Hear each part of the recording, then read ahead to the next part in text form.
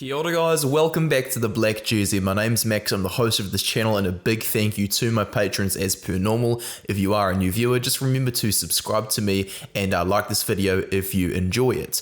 We do need to get the subscriber ratio up a fair bit. So Ian Foster, who has been the All Blacks coach since 2020, has confirmed he's not going to reapply for the job, and he will simply just finish off his contract at the end of the 2023 World Cup, and then move on to another coaching job, I would suspect. Fozzie, everybody knows what I think of his term as the All Blacks coach. I don't think he ever should have had the job in the first place. As News Talk ZB here in New Zealand say, Ian Foster has released a statement confirming that he won't be reapplying for the All Blacks coaching job. This statement comes after NZ Rugby announcing they would select a new coach within the next 6 weeks. Ian Foster says his goal is to ensure the All Blacks win the upcoming Rugby World Cup and do New Zealand proud. So yes, Fozzie will continue to be our coach until the World Cup is over. Then we will have a new person in the job. The NZR's strategy was basically to get a contract sorted post 2023, as that was when Ian Foster's contract expired.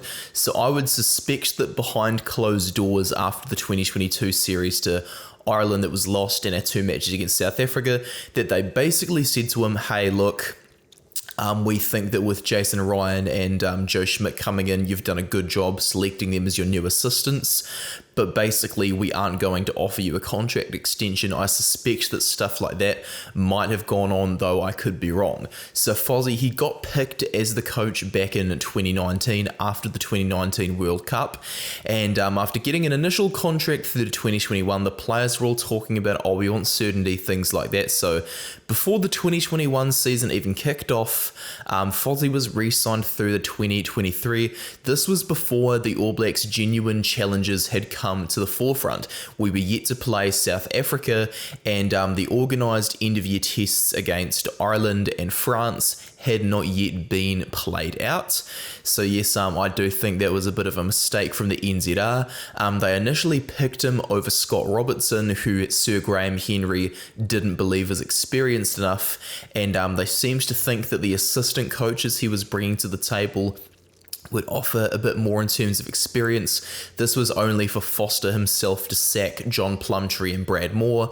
After the Ireland series and Brad Moore and John Plumtree, those two assistants, they became the first ever All Blacks assistant coaches in history, as far as I'm aware, to get sacked. A lot of the pro-Foster crowd, though, here in New Zealand, they're saying things like how they're really unimpressed about how the media's treated him, things like that, and they're saying the NZR has sabotaged the World Cup chances. You can see the various comments that I've had on my posts to Instagram and things like that, and various other comments, but his record, the reason I was never in favour of him becoming the All Blacks coach in the first place is because of these ones here that you can see on screen. Coach Waikato for 2 years, didn't win any trophies. Coached the Chiefs for 7 years, only a 50% win ratio, and the furthest they got was runner-up for Super Rugby in 2009, though they conceded the worst ever losing margin there, in a final. Lowest also win ratio for a head coach to reach a Super Rugby final. You can see his placings as well for Super 12, Super 14, and Super Rugby. In his last season, the Chiefs came 10th place, only for Dave Rennie to then take over for 2012 and 2013 and win them back-to-back titles. Graham Henry even came out later on after picking Fozzie over Razor, saying Dave Rennie was the best person for the job. The thing is, when it came to picking Fozzie for the job, the best talent had already signed elsewhere. Jamie Joseph, who I thought was the best person for the job, he became the Japan coach in 2016, and he's still coaching them today after in 2019 when he re-signed through to 2023 for another 4 years. The reason that I didn't want Joe Schmidt or Warren Gatland for the job is because Joe Schmidt in 2018, he had already announced that he would be retiring retiring from being a head coach after the 2019 World Cup. Shout out to Joe Schmidt's brother as well, who allegedly watches my videos. But yes, Joe Schmidt basically said this will be happening, but I will try to stay involved with the game. I just want to spend a little bit more time with my son who has a disability. And so Andy Farrell was announced to take over him in 2018. Warren Gatland had also signed on to coach the British and Irish Lions yet again. So it was pretty obvious the NZR wouldn't allow him to do that, though he did return to New Zealand to coach the Chiefs. So I basically thought, hey, Jamie Joseph's the best person for the job. He got signed. As Dave Rennie hasn't won too many trophies, I wasn't in his favour. He then got signed with the Wallabies. NZR did try to apparently approach Dave Rennie, but he said to them, hey, Australia's already come for me. Sorry, guys. Basically, what it came down to is me backing Scott Robertson, as my opinion was anyone but Foster, due to the fact that Foster had never won a trophy as a head coach. When we look through his record as All Blacks coach from 2020 onwards as well, his record doesn't look good. So 67.65%, so that's 16 wins, 7 losses, 1 draw. It's not terrible, but you do want a ratio that's a little bit better, considering he's the only All Black coach in the professional era to have a win rate below 70%. He has won the Rugby Championship 3 times, the Bledisloe Cup 3 times, the Freedom Cup twice. They were the number 1 ranked team for a little bit back in 2021, but bringing the All Blacks to 4th place in the world is a record low, so was 5th.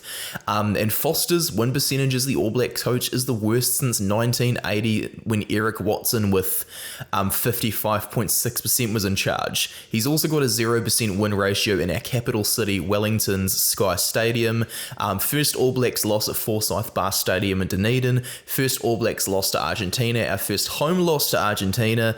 Our first loss to France since 2009 isn't too good either. First home loss to Ireland. It's the first 3-test series loss that we've had in the professional era. And he's also become the first All Blacks coach to lose 3 tests in a row since 1998. Well, Foster has finally got his first few trophies as a head coach and things like that. The negative records he's had as the head coach definitely outweigh the positives. And all the people who are saying, oh, even if he's not too good as a coach, it's still pretty mean to chuck him through the media like that, I don't think so at all. It's completely normal for rugby unions to organise a successor to their current coach ahead of a World Cup. For this current cycle, Jacques Nienaber of South Africa, he has an exit clause. Gregor Townsend of Scotland has not re-signed beyond this year, so their replacements could well be named before the next World Cup that's this year happens. Felipe Contepomi has already been announced as the successor for Michael Cheika as well. Cheika's contract will end at the 2023 World Cup, and Contepomi was announced as a successor for Cheika all the way back in 6th May 2022 when he was unveiled as Cheika's assistant coach. Back in the 2019 cycle, as I mentioned before, Andy Farrell was picked for Ireland in 26th November 2018. Wayne Pivac was announced as Warren Gatland's incoming replacement all the way back in 9th July 2018, and he didn't coach them until 2020's Six Nations. Fabien Galtier was announced as a replacement for Jacques Brunel on 7th March 2019. Galtier was then brought into the French system to learn a few tips off Jacques Brunel before he took charge of the national team himself, after he'd previously coached 3 French clubs.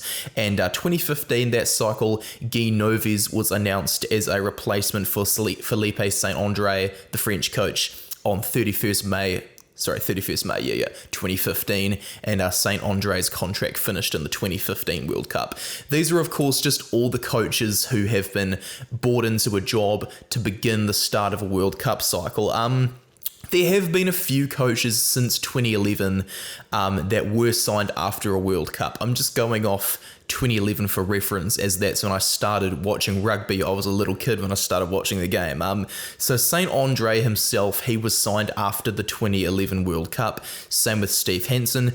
Ian Foster was signed after the 2019 World Cup, as was Dave Rennie. And Jacques Brunel previously coached Italy. He was signed after the 2011 World Cup. There have been 4 coaches who resigned before their contracts expired after World Cups rather. Those those were Martin Johnson and Stuart Lancaster, both from England, Heineke Meyer, who resigned from South Africa before his contract expired after 2015's World Cup. Conor O'Shea of Italy did a terrible job as their head coach. He did the same after 2019. As we can see, guys, while there are a few coaches that have been hired post-World Cup since the 2011 World Cup, it is pretty normal for coaches to get signed before another one's contract expires before a World Cup is en route. It's absolutely fine for the NZR to do that. I do not have a problem with them saying we want a new coach's contract to be organised before Foster's term expired. It means that this incoming coach has a bit more time to find themselves a home in New Zealand if they're moving back from overseas.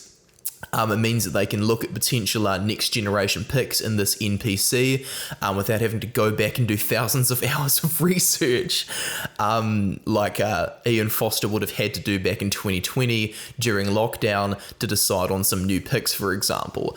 I do not have any issues with how NZR have done this. In 2022, us members of the public, we wanted answers, we wanted something done by the NZR to improve the team, and I see the way they pressured Foster into sacking Plumtree and more is pretty much just an admission of the fact that they got it wrong. Mark Robinson, who is the CEO of NZ Rugby, hopefully he'll be able to take a deep sigh of relief once this is all done, as he's allegedly been pretty stressed from all the coaching issues going on. And Dame Patsy Reddy, thank you for coming in and just getting something done about this whole drama, because I'm kind of sick of analysing errors in Foster's coaching. And I just don't want to eventually reach the point where I'm targeting the dude as a person, because he seems like a decent dude. I just don't consider him to be the best man for the job as All Blacks coach at all. So the NZR has done the right decision to want to go for a new coach, and Fozzie has made the right decision not to reapply. I will thank him for the a massive amount of trophies he won as an assistant coach for the All Blacks though, because that has to get a lot of respect from us. Thank you for watching this video, guys. I'll see you in the next one. Cheers from Max.